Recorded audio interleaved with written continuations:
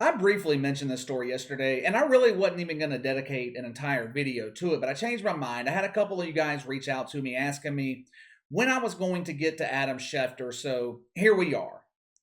The reason I wasn't going to cover this to begin with is because, number one, I just didn't think it was that interesting, and number two, I don't understand what the big deal is. Now, admittedly, I'm not a journalist. I didn't go to journalism school, I went to business school. So I don't know the intricacies and the practices of acceptable journalism. But you know what? Neither does anyone else. There is no such thing as journalism anymore. There are no journalists. The media is full of agenda driven propagandists who take a nugget of truth and twist it to fit their narrative. And it's not even their narrative. It's the narrative of whatever outlet they're working for. If you work at CNN, you are the lowest form of media. Your narrative is to lie about everything and hope no one finds out, which in most cases no one will find out because very, very few people watch CNN or go to CNN for their news. If you work at ESPN, you guys know the narrative at ESPN. It's all about the evil white man in the alphabet community. There used to be actual journalism at ESPN. They started hiring people like Jamel Hill. Once you get infected with a fungus like Jamel Hill, it is almost impossible to eradicate it. It's like the shingles. Have you ever known someone who suffered from shingles? It's this really nasty growth on your skin. I mean, they're disgusting. They're also very painful. There is no cure for the shingles. You can only maintain it, wait for it to go away. But they eventually come back. Same situation at ESPN. They have a permanent case of the shingles. You guys know that I am not in the business of coming to the defense of people who work at ESPN. And I find it ironic that Adam Schefter was on SportsCenter Monday night talking about the highly offensive emails from Jon Gruden. They were just homophobic, misogynistic, hateful. This man clearly has a problem, and his values are not in line with my personal values or the values of the NFL. Yeah, sure. The NFL has one value: money. That's all they care about. Like I said, I am not in the business of defending people like Adam Schefter. But this fake outrage about him is the definition of hypocrisy. Article in the Sporting News. They accused Adam Schefter of not being fair and balanced in his reporting. Let me ask you something. Is there any media outlet in 2021 that has fair and balanced reporting? What the hell is there to be so upset about with this story? I'll just give you a brief summary of what Adam Schefter did. He was putting together a story on the NFL labor dispute back in 2011, 10 years ago. Bruce Allen, who at the time worked in the front office for the Redskins, was one of Adam Schefter's sources for the article. He sent Bruce Allen a rough draft, asking him to proof it for him, making sure that he was factually correct in his reporting.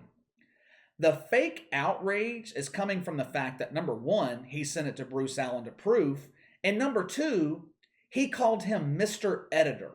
My first reaction when I saw this story yesterday morning was, who cares? I mean, this is clearly a joke. Can't anyone take a joke anymore? He was calling him Mr. Editor as a joke. If you spent all your time on social media, the answer to that question, can anyone take a joke anymore, would be no. But social media is not real. The people that use social media 24 hours a day, 7 days a week, they're not real. They have one purpose in life: convert oxygen to carbon dioxide. That is it. That's all they're good for. They look for things that they can spin, and then they pretend to get upset about it. Normal, everyday people, people like you and me, we can still take a joke. I think there are a lot more people like us than the losers on social media. But the losers get more attention because they have the loudest voice. And they have the loudest voice because they have enough time to be loud. The rest of us are too busy to get in our feelings over an email Adam Schefter sent 10 years ago. Roger Goodell and the NFL front office have really screwed themselves with this investigation into the Redskins. This damn investigation was supposed to be about Dan Snyder, and the front office in Washington. It was supposed to be about sexual assault allegations and other shit. I cannot imagine what Roger Goodell and the NFL have uncovered in the 650,000 emails they supposedly went through, but it has got to be bad. It must be really bad because all they've been doing this week is deflecting. We haven't heard one peep about Dan Snyder or the Washington Redskins in this investigation. All we're getting are victims of collateral damage. Jon Gruden's career ruined, and he wasn't even being investigated. Now they're trying to throw Adam Schefter into the mix. He wasn't part of the damn investigation either.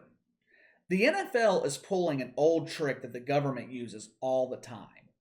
Get people to pay attention to things that don't pertain to the actual investigation, so they'll forget about the reason the investigation launched to begin with.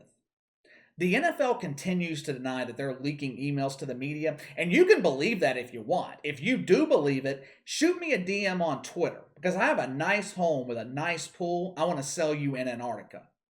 I don't see what Adam Schefter did wrong here. If you want a real investigation, why don't we launch an investigation into media corruption? The media in this country, which is supposed to keep the government in check, is nothing but state-run media. It's no better than the media in China. And what do they expect Adam Schefter to do here? What the hell is he supposed to do? Issue one of those fake-ass apologies? I'm sorry I hurt your feelings, but I'm really not sorry. I'm just saying that so you'll shut the hell up. The truth is, by Saturday, 48 hours from now, all of this will be forgotten. No one will be talking about it because there's no story here. This happened 10 years ago. This is just another example of woke Twitter outrage. That's it. Adam Schefter, I think Adam Schefter did issue an apology now that I think about it, which is always the wrong move. Even if you're in the wrong, which I don't think he was, you never apologize to the woke mob. These people are not worth an apology. You apologize to someone that you have personally wronged. For instance, if Jon Gruden apologized to DeMaurice Smith, that is an acceptable apology. But Adam Schefter apologizing to some asshole on Twitter that he's never met, never will meet, I don't like it. I don't give a shit if I hurt your feelings or not. Matter of fact, I hope I do.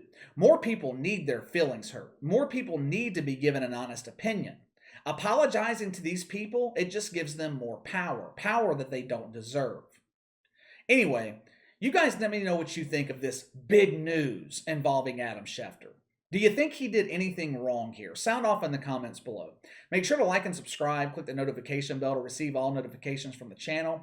Best way to contact me is by email at btlkc84@gmail.com, KC_BTL84 on Twitter. I'll see you guys later.